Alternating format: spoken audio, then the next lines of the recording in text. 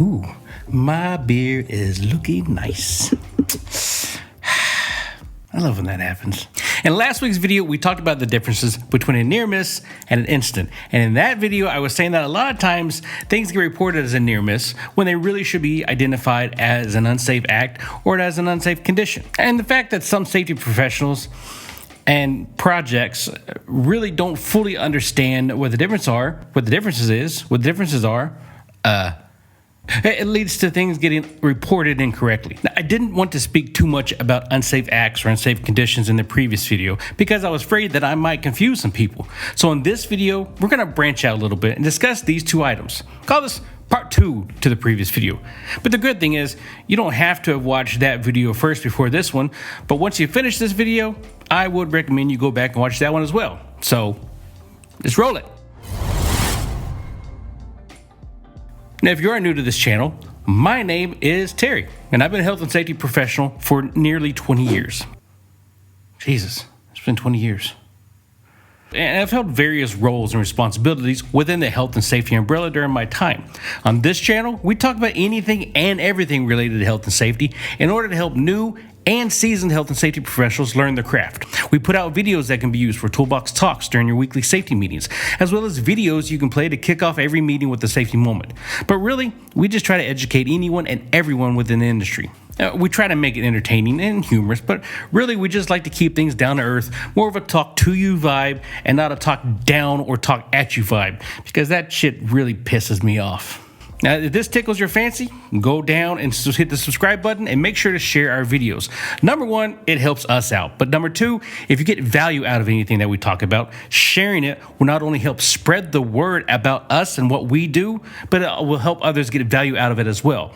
And that's what this channel is all about, taking care of each other. Now, let's do a real quick rehash from our previous video. An incident is an event that occurs that injures one or more employees. A near miss, however, is an event which occurs that had the potential to cause harm, but nobody was injured as a result from that event.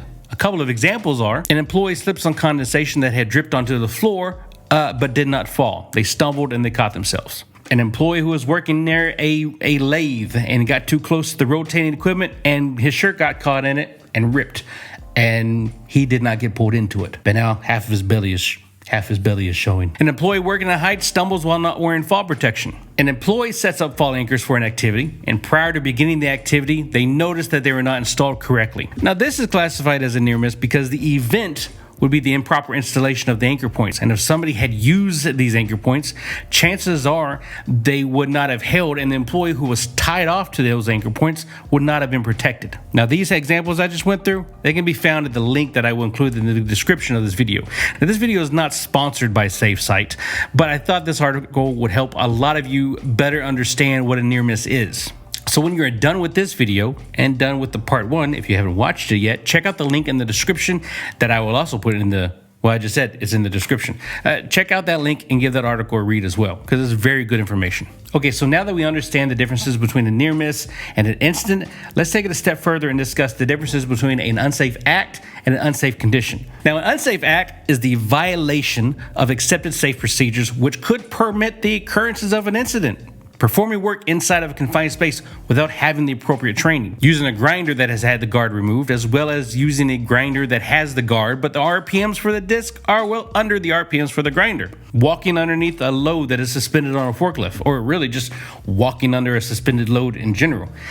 Not very safe. Driving beyond the speed limit posted on job sites.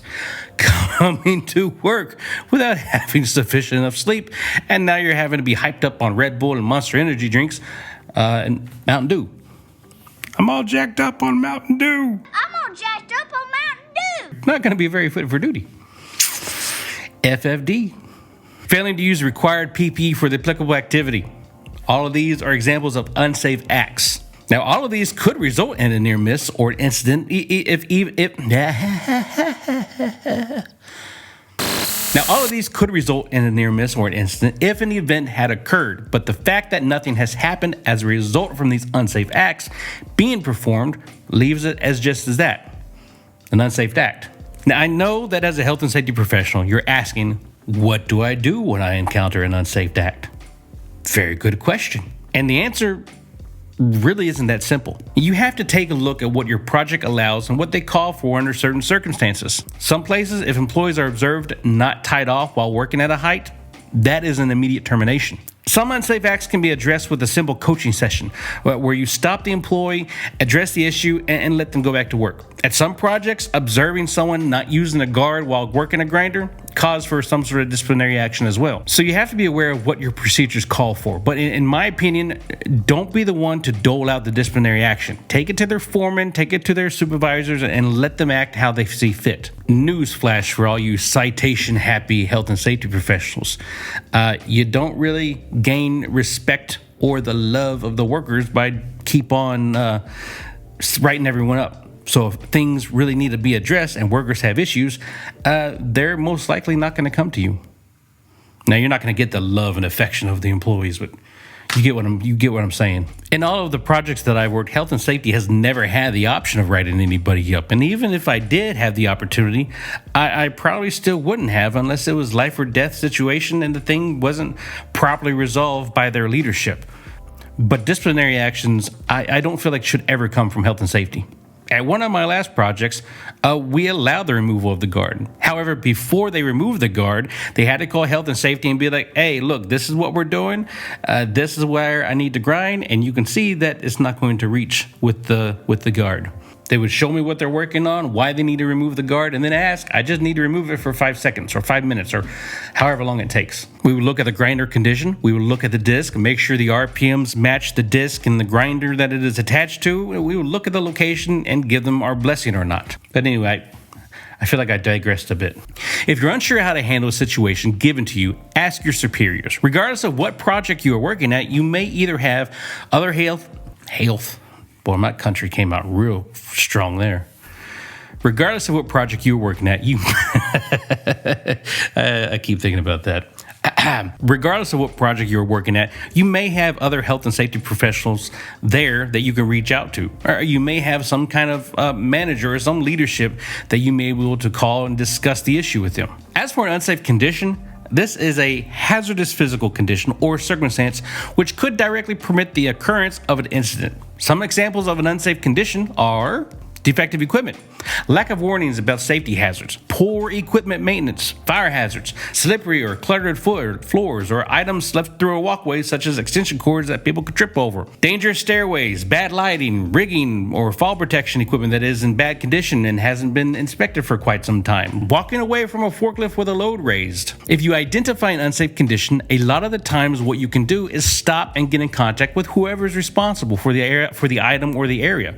At my previous project, we all had radios. If I identified an unsafe condition, I would call the person responsible on the radio and ask them to come to that location. And once they got there, we would discuss what I found on the spot and have a plan to have it corrected.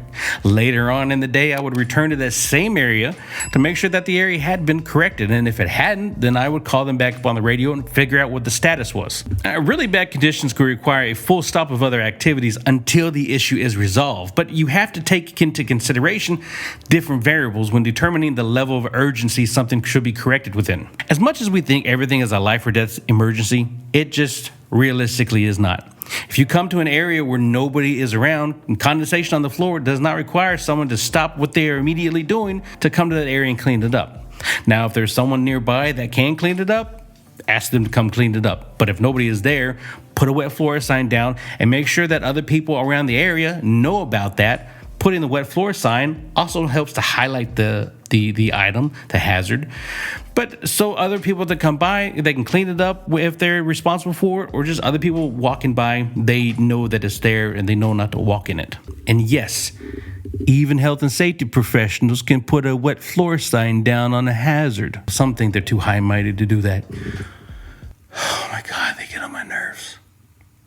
Anyway, if you have not watched the other video and sometimes struggle to understand the difference between a near miss and an incident or unsure as to how to explain it to your craft, go ahead and check out the video that is posted on the screen right now. Also, if you enjoy this video, consider going down, hitting the like button, and subscribe to us so you don't miss any of the future upcoming content.